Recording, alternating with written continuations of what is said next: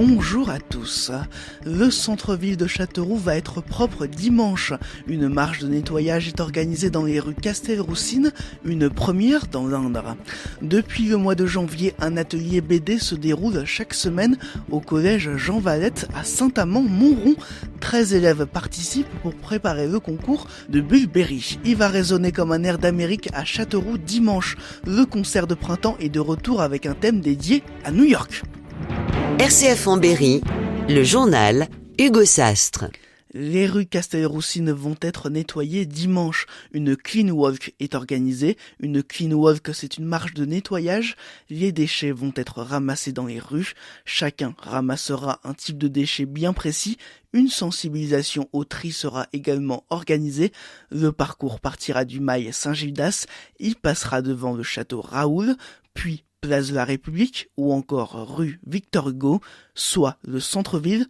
Pourquoi ce parcours ? Réponse de Gabriel Blairon-Ponroy, l'organisateur de cette marche de nettoyage. Pour avoir fait le trajet, pour l'avoir délimité, je vais passer par des rues qui sont actuellement polluées, ça c'est sûr, par des déchets qui n'ont pas lieu d'être ici et surtout certains dont on s'habitue et qui font partie du paysage urbain. C'est cela surtout qu'il va falloir montrer et mettre en avant. Des mégots de cigarettes, beaucoup, et il y a certaines villes où c'est beaucoup moins, donc je sais pas si c'est une habitude locale ou non, mais peut-être que justement si les gens voient beaucoup de mégots par terre, ils s'autorisent le fait d'eux aussi le jeter.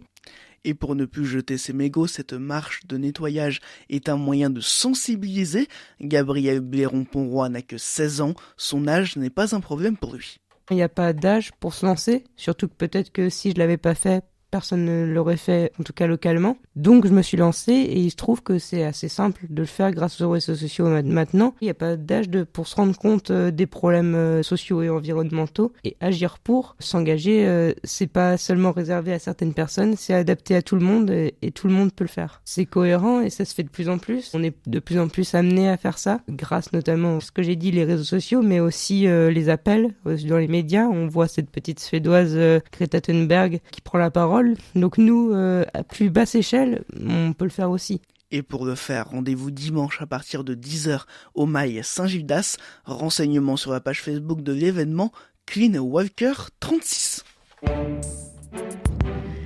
Brune Poirson, la secrétaire d'État auprès du ministre de la Transition écologique et solidaire, est dans l'Indre aujourd'hui. Elle visitera en fin d'après-midi une laiterie engagée dans la transition écologique à Varennes-sur-Fouzon. Elle participera ensuite à l'ouverture d'une réunion dans le cadre du grand débat national à Châteauroux. Puis elle remettra l'ordre national du mérite à la directrice du restaurant L'Escale, Adéole. La ville de Châteauroux intègre le dispositif territoire d'industrie. Elle rejoint donc Issoudun, déjà intégré dans ce dispositif dès le mois de novembre dernier. Une bonne nouvelle pour le Berry.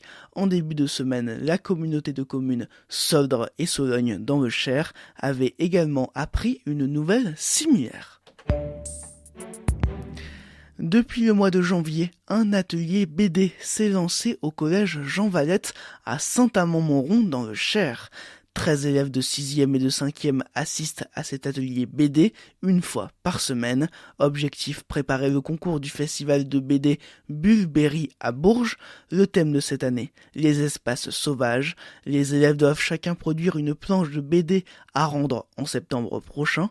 Fabrice Dubus, professeur d'histoire à Jean Valette, en charge de l'atelier BD, explique à Guillaume Martin de Guéret comment il fait travailler ses élèves. Ça varie un petit peu selon les choses. Les premières séances, je leur ai montré un petit peu ce qu'étaient les caractéristiques de la bande dessinée, comment est-ce qu'une bande dessinée était réalisée, quelles étaient les différentes étapes à suivre, comment est-ce qu'on mettait en place un cadrage ou un déplacement de scène. Et puis depuis 2-3 séances, maintenant ils travaillent réellement sur des choses, donc des petits scénarios. Ils ont le petit scénario qu'ils ont prévu au départ et puis on essaye de travailler avec eux pour voir comment adapter, comment modifier, comment améliorer les choses. Si la BD semble toujours populaire auprès des jeunes, leurs lectures sont différentes de celles des enfants d'il y a quelques années. Alors c'est assez différent, effectivement, il y a des codes d'écriture, de dessin qui sont plus les mêmes. C'est plus la bande dessinée d'aventure comme on pouvait effectivement la découvrir avec Herman, avec des gens comme Pratt quand j'avais leur âge. Il reste la BD d'humour quand même qui fonctionne toujours, donc des choses comme Boule et Bill ça fonctionne toujours très bien, mais c'est sur la BD réaliste ils ont des lectures différentes. Ils se détournent pas de la BD, ils en lisent beaucoup. On voit au collège, on a mis en place un quart d'heure de lecture journalier. Les élèves, pour beaucoup d'entre eux, là, les 2/3 quasiment lisent de la BD pendant ce quart d'heure-là. Ils lisent de la BD, mais c'est plus la BD qu'on connaissait auparavant, je pense. C'est un peu différent.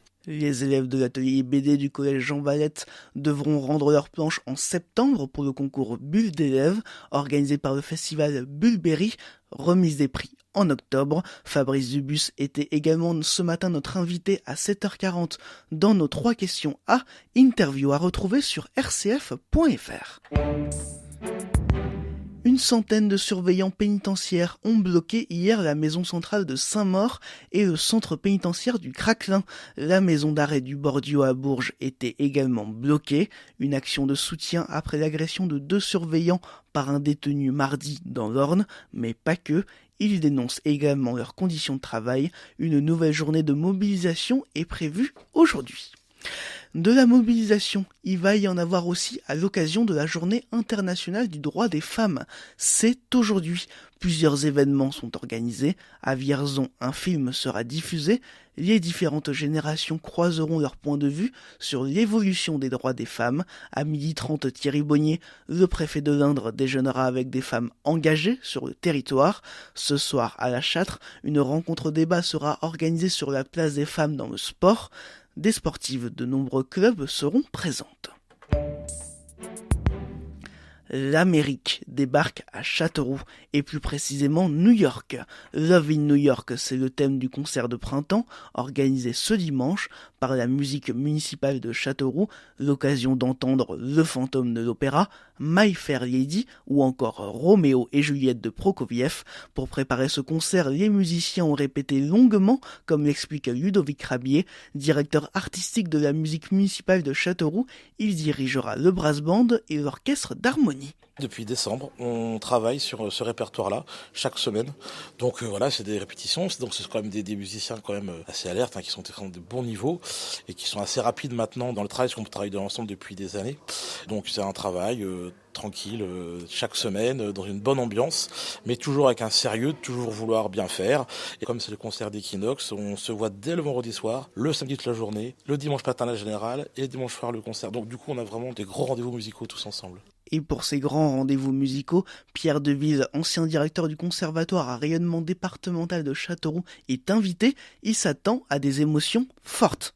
L'émotion d'abord de la couleur d'un orchestre d'harmonie, qui est une chose, moi, dont je ne me lasse pas, c'est-à-dire les bois, les cuivres, c'est une richesse incroyable, et la musique municipale de Châteauroux a une très forte et très belle tradition à cet égard.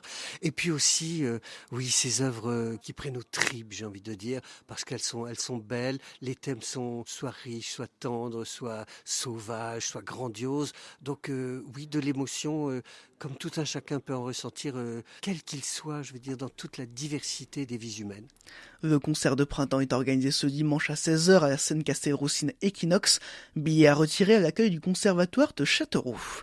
La collecte nationale des Restos du Cœur commence aujourd'hui jusqu'à demain. Il est possible de donner des denrées alimentaires dans les magasins où seront les bénévoles de l'association. Une soirée solidaire avec la Palestine est organisée ce vendredi 8 mars à 19h30 au sein de la salle municipale à Pouligny-Notre-Dame dans l'Indre.